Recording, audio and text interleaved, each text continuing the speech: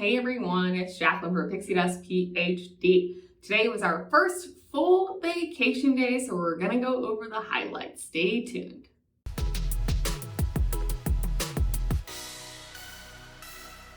First, I want to say, I don't know how people vlog in the parks. I suppose it's Labor Day weekend, so it's probably extra super busy. But every time we pulled over, even just to pop a squat and take a break, like there were always people around, people were yelling, background music was crazy loud. I thought about trying to vlog live reactions in the parks and it just seemed not possible. So props to everybody who does that. Also, there's tons more content coming from the trip, so be sure to hit that thumbs up button to like the video and please subscribe to the channel. You can ring that bell icon to receive notifications whenever I post new videos. Today is day 2 proper of vacation, but it was our first non-travel day. So yesterday was travel and arrival, and we did do a half day at the parks. Today was full on parks. Universal Studios opened at 8 a.m. Islands of Adventure opened at 9 a.m. We decided to rope drop islands, 1, to sleep in a little bit, and 2, because the experiences that we wanted to do the most are over at Islands. So we really have been prioritizing the new Hagrid's roller coaster, or new to us, it's not really that new anymore, and then Velocicoaster as well. So we headed out from our DoubleTree hotel around 8:20 or so in the morning. We got a famous DoubleTree cookie to go and split that for breakfast. I'm sure some of you are yelling at me right now, but honestly, I don't see how that's any different than like Cookie Crunch or Cinnamon Toast Crunch, so whatever, worked out well for us. We were in the physical line to get into Islands by 8:50 or so. That line did stretch far back into City Walk though. We were probably around Margaritaville. Also, there were 2 lines, one to the right, one to the left. The one on the left was both shorter and it moved faster, so as per usual with canonical theme park advice, head to the left. Once we were in the park, we headed over to the Hulk because it had a 10-minute posted wait, and we both loved that roller coaster. We did wait until official park open at 9 a.m. though to see if we could get a Hagrid's virtual wait queue pass. We did not. But then, we stowed our stuff in the lockers at the Hulk and rode the Hulk. It was about a 10 or 15 minute wait. That ride is fantastic. It definitely holds up. It's one of my favorite roller coasters. Spoilers, but I mean, it's like 20 years old, so whatever. But the launch is it's so good. Even when you know it's coming, I think the anticipation maybe makes it even better than not knowing it's coming. So that was a fantastic way to start the day. Adam did note though that we had the sun in our eyes for quite a bit of it, especially when you ran through the mist sort of in that one bottom part of the coaster, and it made him feel a little bit lightheaded. We did both take Dramamine in the morning just in case we wanted to do any of the 3D/4D rides, and I was fine on the Hulk. I normally am fine on coasters. Adam didn't feel super great though. After the Hulk, we tried for Hagrid's again, no luck. And then we saw that Kong was a 10-minute posted wait, so we headed over that way. This ride also isn't all that new, but we have not done it. Previously, when we've been to Universal since Kong has opened, it routinely was like a 60 or 80-minute wait. And neither of us are just that interested in that ride to wait that long. Or in general, I mean, for pretty much any ride, we don't really want to wait 80 minutes. I think it previously had troubles with going down a lot. I don't know if that's still true, but today it seemed fine. But yeah, so we moseyed over there. 10-minute wait was very accurate. We walked right through a vast majority of the queue and then got into the ride vehicle and did the ride. It was similar to the Fast and Furious ride that we did yesterday in many ways. One, the ride vehicle is the same, and like the overall experience is the same. I'm sure that some of the programmed movements are different to fit the story for Kong better, but yeah, I mean, they're not that different. And 2, like Fast and Furious, which I've seen none of and have, no knowledge of, it's the same with Kong for me, so I don't know if those were like famous actors like doing their Kong thing or what. But yeah. And then 3, also motion sickness wise, I didn't feel too bad. I did end up taking off the glasses in the last main room with the dinosaurs and the big fight. It was just getting to a point where I felt like things might go south and I didn't want them to, so I took off the glasses and then I was totally fine. But spoilers, after you're done with that 3D part, you move into a room with a huge Kong animatronic. It's pretty much just like chest up, like it's mostly his head, but it is such a cool animatronic. Like from a nerd engineering standpoint, that thing was awesome. So that, I definitely felt like that was worth it. I would not wait 80 minutes for that ride. I do not suggest you wait 80 minutes for that ride, I really don't understand. The queue was also super dark, like because it was not very crowded and we weren't following people super close. There were points where I felt like I couldn't see the poles for the queue, like for the switchbacks, and I was worried that I would like run into something or trip and fall or hurt myself. So I don't know, be aware of that. And then adjusting to the daylight after that queue was a little bit harsh, but yeah, I mean, for a 10-minute wait, I'm glad that we did it. After Kong, Adam managed to snag a Hagrid's return time through that virtual queue, which was awesome. I didn't have that luck. I wasn't able to do it the entire day. I'm not sure what the trick is. Maybe it is just luck, but I didn't have it. But at least Adam did. So originally it said our return time was about 11:34 a.m. to 12:04 p.m. So you only get a half-hour window to get there.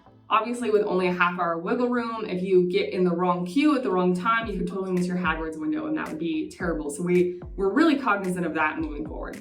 At this time, Velocicoaster was down. It had been down this whole morning. So, I mean, that was a big goal of today, was ride Velocicoaster, ride Hagrid's. Those were the big main things. We were hoping we'd be able to jump on the Velocicoaster line first thing in the morning, if not soon thereafter. It was about 10 o'clock now, and that still wasn't an option, so we decided to look at other things. Flight of the Hippogriff was posted as a 5-minute wait, so we made our way back into Hogsmeade, but by the time we got there, the wait time literally like changed as soon as we were about to get into line at 40 minutes. And that is a very good ride, but I don't think either of us want to wait 40 minutes for it, so we passed on that. We instead headed into Seuss Landing and did the High in the Sky trolley as well as Cat in the Hat. Both of those were posted at 5-minute waits. The High in the Sky trolley is one of my favorites. I think it's so cute and so fun. Unfortunately, it's modified right now. You don't go indoors at all and it's a lot shorter. I think this is because the carousel is under construction, so that was kind of a bummer. It still was a cute and fun ride, it just wasn't the full experience that I was hoping for. Cat in the Hat is obviously the story of Cat in the Hat. That's a very fun ride. It was literally a walk-on. Like, we walked through the entire queue. There was one party in front of us. They got to the team member and told them how many were in their party. They got on a ride vehicle. And then we also said, there's 2 in our party. We got in that ride vehicle. So there was no stopping. It was the fastest queue probably of my life. Also, the air conditioning in Cat in the Hat is really good. If you need a break, I would highly suggest Cat in the Hat if it is a low wait time. After that, it was about 10:30 or so. I used the restrooms in Seuss Landing. We went through the Lorax area. I love the Lorax. We always make a little bit of time for that. And then we started to make our game plan revolving around our Hagrid's time. Originally, our time was set to open around 11:34, but Adam kept getting these minor updates where it would get pushed up by 3 minutes or 7 minutes or whatever. And then by the time we were done in Seuss Landing, our time was actually close to 11 a.m. So it was like an 11 to 11:30 window, so fairly soon. We decided to head back in Hogsmeade. The Flight of the Hippogriff ride was now a 25-minute wait, which we felt was reasonable, and also timing-wise, it just worked out really well with our Hagrid's window. Normally, we might try to just hang out in Hogsmeade and do some magic, but honestly, the Wizarding World was so crowded. I think it is always crowded, but especially on a weekend, on a holiday weekend, it was just like, there was no room to do anything, so we were just like, let's just wait 25 minutes for this kiddie coaster, it's totally fine. The posted wait times today were also incredibly accurate. It was almost spooky. So we did wait, I think it ended up being 27 minutes for Flight of Hippogriff. But then we got the front row, which is super fun, and it's a cute, short coaster. We had a good time, but then we got off it and it was, 2 or 3 minutes before it was our Hagrid's time. So finally we were able to ride Hagrid's. There was about a 30 or 35-minute queue once you entered the line. So it's not like you get your return time and you can walk right on. There still is a line to get through. Adam rode in the motorcycle, I rode in the sidecar. It was amazing. We have worked really hard to avoid full-on spoilers, so we knew very little, honestly, about Hagrid's going in. And I'm so glad because it made the whole ride experience just absolutely phenomenal, stunning, amazing. Like, we both had such a good time. After the end of the night, when we were talking, Adam said Hagrid's was probably actually his favorite thing today, so that's a pretty big deal. We are still going to try to get virtual lines for Hagrid's tomorrow and perhaps Tuesday, hopefully get on it 1 or 2 more times, but yeah, it's really a fantastic ride, and I don't want to spoil anything for anybody, but there were just some really fantastical elements in the story. It was beautiful. It was wonderful. It was such a great experience. I'm so glad we were able to do it. After Hagrid's, we wanted to get lunch. We were planning on trying to get lunch back at the hotel because we have a $48 credit to spend, and if you don't spend it, it just goes away. It's not like going to get applied to the room rate. You have to spend it on dining or something similar like merch, etc. But after looking up some details on the internet, it became apparent that the proper restaurant in the DoubleTree didn't open until 4 p.m. So dinner, and then the lunch option looked not that great. So we abandoned the idea of hotel lunch and instead we did a mobile order at Redbox. The mobile order situation was very simple. We put that in while we were in the parks. We walked over to City Walk. We sat down at a table, told them what our table number was, said, I'm here, prep my order. It took maybe 10 or so minutes to come out. Adam also did get us both large cups of filtered ice water for free, which is awesome that it was filtered because the tap water here has a specific taste that I don't really love so much. Adam got a pastrami sandwich, I got the brisket melt. Both were really very good and they don't skip out on the amount of meat that they give you, so I thought it was a solid option, honestly. We also did get a side of tater tots, which were good, but I mean, they're tater tots, they're nothing special. All in all, it ended up being about $14 each, which again, like for the amount of food that we got, and like the breads were really good, the fillings were good, it was hot and fresh, like I thought that was great. I would definitely go back to Redbox. I would recommend it for sure. After that, we walked back to the hotel and decided to take a sizable midday break. Mentally, I am pretty exhausted. I think this is a lot of stimulus for me and kind of a lot of anxiety, if we're being honest. Adam, I think, is on the other end of the spectrum where physically this has been quite a lot for him, the heat and the moving around so much, and our feet are both wrecked, but I think his are feeling it a little bit more. So yeah, we took a pretty big midday break. I believe we were back at the hotel around 1 and then we showered because we are sweat, like it's so sweaty. In the morning, you know, when we were walking to the parks, it was probably mid or upper 70s, not too bad, but by the time the afternoon hits, you know, the actual temperature is low to mid 90s and the feels like temperature is high 90s to low 100s just due to the humidity.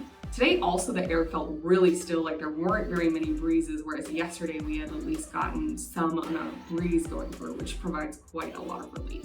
So yeah, we showered and then we took close to a 2-hour nap, and I am totally okay with that, if we're being honest. After the nap, we changed and got ready to head back out to the parks with the main goal then just being get on the dang Velocicoaster. Velocicoaster had opened up sometime when we were in Seuss Landing, but before we got on Hagrid's, but we didn't want to risk missing our Hagrid's time slot, and then like it was lunch and we were tired, so we were okay, we'll come back. By the time we got back into the parks, Velocicoaster was a posted 60-minute wait and the single rider line was closed. So we would have done single rider, we don't mind splitting up, but that was not an option. The 60-minute posted wait time was pretty accurate. We did get to do Velocicoaster. Similar to Hagrid's, we had more or less avoided spoilers. There's not as much in Velocicoaster, like there's not that much of a story. There's not as many ride elements, I would argue, to spoil, etc. But gosh, that is a really good coaster. Light spoilers, there are a couple launches at least 2 if not 3. They really throttle you. There's so many turns and banks and going upside down, and you get that weightless feeling. It's such a good coaster. Like, I was so giddy. We got to do Hulk and Hagrid's and Velocicoaster today, and I am just the happiest girl. Like, it was so amazing. By the time we were done with Velocicoaster, it was around 6:30, and we did have a 7:45 reservation at Vivo Italian Kitchen in City Walk. So again, we needed to start being careful about time. We decided to take the Hogwarts Express train over to Studios. That was a posted 25-minute wait. The actual wait was about 30 minutes, so again, pretty accurate. And then when we got to Studios, we thought, well, maybe we'll go to some stores. Like, I really want to go to the Hello Kitty store and SpongeBob SquarePants, but Jimmy Fallon was a walk-on, so we decided to do that instead. In terms of motion sickness, I usually start with the 3D goggles on and then just judge how my brain is feeling. I ended up taking them off during the subway scene when you're getting pushed backwards. That's when I started to feel like the disorientation was coming. And then I left them off, so they were probably off for like 2/3 of the ride. But with them off, I felt totally fine. And you really don't miss that much in terms of the story or anything. I'm sure like the picture quality is not as good because it's meant to be in 3D. But yeah, for anyone who's worried about motion sickness with Jimmy Fallon, I would say if you leave your glasses off, or at least, take them off at the first sign of things starting to feel a little woozy, then you'll probably be fine. Pretty soon after the subway scene, actually, you end up flying, and I think that would feel a lot worse with the goggles on, so I'm glad that I took them off when I did. And then after the Jimmy Fallon ride, we just left studios and we went to our dinner reservation. We usually eat at Vivo when we come to Universal. It's a restaurant that I like a lot. I think homemade pasta is one of the world's best delicacies. And compared to DC pricing, actually, the entrees are very similarly priced, if not less. For example, in DC, the going rate for cacao e pepe, like just cacao e pepe, no protein, is $18 to $20. And at Vivo, I think cacao e pepe with shrimp was $17 or $18. So yeah, I think we're a little bit desensitized to like theme park pricing after having lived in an expensive area for a few years. We both got a glass of wine, and then I got fettuccine alfredo with chicken. Adam got some shrimp dish that I'm not totally sure what it is, but I'll put some text in here and some pictures, and we both had a really nice meal. Start to finish, that meal only took about 45 minutes. We weren't rushed by any means, like the waiter wasn't rushing us. He reiterated over and over, like, take your time, but we sat down and we knew exactly what we wanted. So we put in our wine order, we put in our dinner order, bread came, dinner came, we ate, we paid, we were out. So it's nice to have that option of a quicker sit down meal if you want. It does seem very possible at Vivo. From there, the sun had set. It was drizzling the tiniest amount, but honestly, it felt fine. And we walked back to our DoubleTree hotel for the last time this trip. City Walk was kind of a zoo. It was definitely very crowded. You could tell people were for sure leaving en masse, but a lot of people go to the parking garage, and then we end up you take the first little stretch of that sky bridge to the parking garage, and then you take a hard left basically to go to ballet, and that's the path where you walk back to our hotel. So we didn't have to put up with the crazy crowds for the whole time, at least. The walk, when it's not directly sunny and like blazing down on you, is actually pretty pleasant, pretty easy, not a big deal. It still is a little bit long, but honestly, it's nice to be able to walk and not have to drive. And then back at the hotel, since we did have that $48 credit to spend, which we did not spend during lunch, we decided to go to the bar, get a nightcap, have a nice time, relax a little bit. Then we came up to the room, packed, showered. Now I'm soaking my feet, and we are vlogging about the day. Adam is probably sleeping. He's at least in bed. We had Zootopia on the TV. He was also watching a US soccer match, so a good day. Tomorrow's a little bit of an early day. We're gonna wake up a little early because we are checking out of this hotel and we are heading over to the Royal Pacific, which I'm really excited about. So that is an on-property deluxe hotel. It is like the lowest level, cheapest deluxe hotel. We'll have Express Unlimited Pass for Monday as well as Tuesday, though we're only going to do a few hours in the parks on Tuesday, but yeah, all day Monday. So all day tomorrow, that'll be a push day for sure. We're gonna try to get a ton done. And especially if our room isn't ready early, if it's not ready till 3 or 4 p.m., we're not going to be able to go back to the room at 1 p.m. to nap and shower and all that stuff. So that'll just mean more time on rides, I think. Tomorrow and Tuesday definitely are going to be busy days, but then we'll have some easier days Wednesday, Thursday, so I am super looking forward to it. And hopefully we can get back on Hagrid's and Velocicoaster tomorrow and Tuesday, because one time is not enough. I really want to ride those dozens of times. And we're not going to hit dozens on this trip, but at least more than one time. All in all, a successful but tiring day too. Yesterday on our travel day, I think we did about 17,000 steps. Today was around 21,000 steps or so, but that's also minus all of the time that my phone was in the lockers and we were in queues because, you can't take your phone on a lot of the rides at Universal.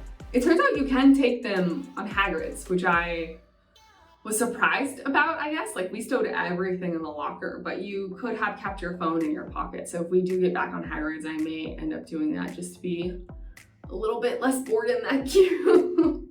I cannot believe this was only our first full day of vacation. We are definitely both tired, even though we are taking it kind of easy and trying to pace ourselves because this is a full 2-week vacation. And also, in just a couple of days, we'll be at Disney. I can't believe it, so that's really exciting. Be sure to follow along here on YouTube, and also we can chat outside of YouTube on Twitter and Instagram. You'll find me at PixieDustPhD. Let me know in the comments down below if you tend to avoid spoilers and you like to sort of experience things firsthand the first time, or if you sort of do your prep, that way you know what's coming and then you just get to experience firsthand, but mentally you know what is about to happen. And if you've been on Hagrid's or Velocicoaster, I would love to hear your thoughts in the comments down below. Velocicoaster might be my favorite roller coaster right now. I mean, there's huge recency bias, but man, it was so good. I'm so thrilling. I really hope single riders open tomorrow so we can go on it a couple more times. May the rest of your day be super magical, and we will see you real soon at Pixie Dust PhD. R is for roundabout. Now you can see we're heading for Sneechtown with S and a T. Uncle Ub's umbrella is a triple for you, and he just might throw in his underwear too. V is for the visitors here on vacation, here to see us from many great nations.